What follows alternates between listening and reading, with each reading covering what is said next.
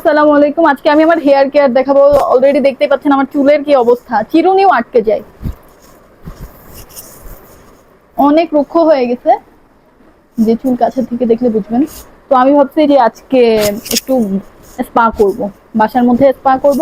আর spa করার আগে অবশ্যই তেল মাস্ট বি। আমি এটা হচ্ছে প্যারাশুটের রোজমেরি অয়েল নিয়েছি। আমার কাজে এরকম, সবকিছু এরকম একটু একটু করে পড়তেই থাকে কাজ করতে করতে। যাই হোক, তেলটা কিন্তু খুব আলতো হাতে লাগাবেন।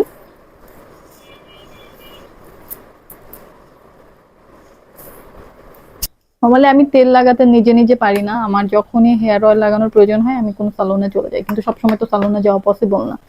তো এই যে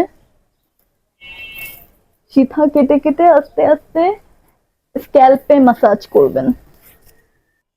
দেখতেই পাচ্ছেন আমার সম্পূর্ণ চুলে স্ক্যাল্পে কিন্তু অয়েল মাসাজ, মানে অয়েল লাগানো ডান। এখন কিছুক্ষণ ধরে হচ্ছে অয়েলটা মাসাজ করতে হবে খুব ভালোভাবে।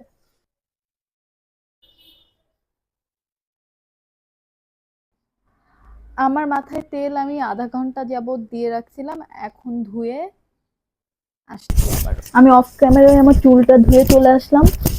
এখন হচ্ছে স্পা টাইম। আমি জানি আমার ভিডিওটা একটু লং হয়ে যাচ্ছে, তারপর আমি কাট কাট করে দেওয়ার চেষ্টা করব। আমি হচ্ছে এই স্পা ক্রিমটা ইউজ করেছি, এই যে এটা ভিটা ক্যারাটিন এটার নাম। এটা আমি থাইল্যান্ডের থেকে আনছিলাম। তো স্পা করার ক্ষেত্রে একটা ছোট টিপস হচ্ছে, স্পা ক্রিমের মধ্যে যদি একটু হেয়ার সিরাম দিয়ে দেওয়া যায় তাহলে হেয়ারটা কিন্তু আরো সুন্দর হয়। এটা তো দেখতেই পাচ্ছেন আমার ক্রিমটা কিন্তু এই যে এরকম হয়ে গেছে।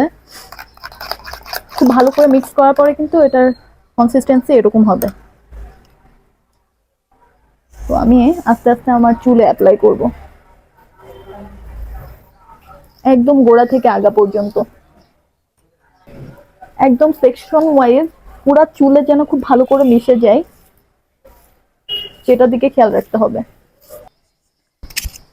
তো দেখতেই পাচ্ছেন আমার ফুল চুলে আমি হচ্ছে স্পা ক্রিমটা মেখে নিয়েছি।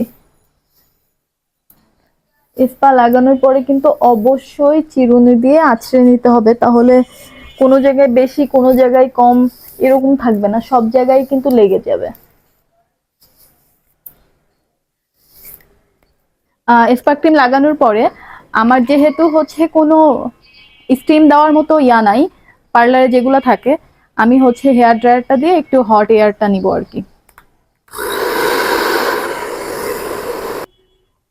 আমার স্টিম নেওয়া হয়ে গেছে, স্টিম তো না, হট এয়ারটা নেওয়া হয়ে গেছে।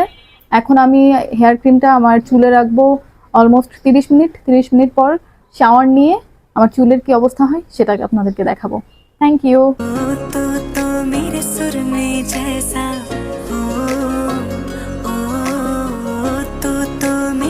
শাওয়ার নেওয়ার পর চুল শুকানোর পর এই যে আমার চুলের অবস্থা।